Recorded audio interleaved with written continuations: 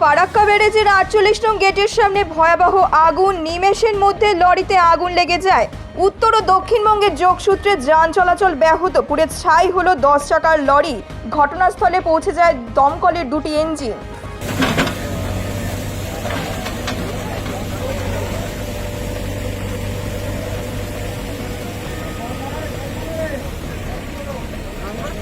जल तो नहीं, पानी तो नहीं लगता है।